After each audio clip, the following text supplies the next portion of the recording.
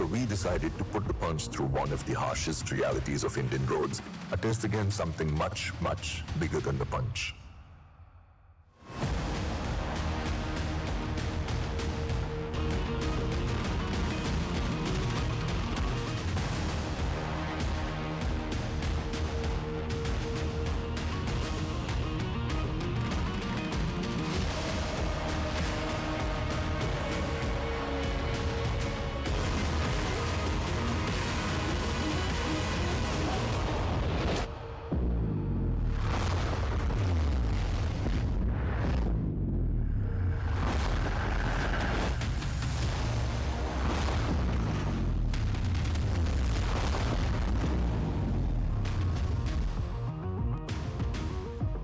The structure remains intact.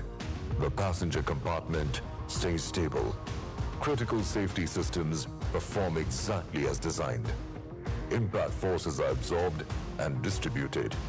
Occupant protection is maintained. Every key parameter, structural integrity, passenger safety, and restraint performance meets and exceeds expectations.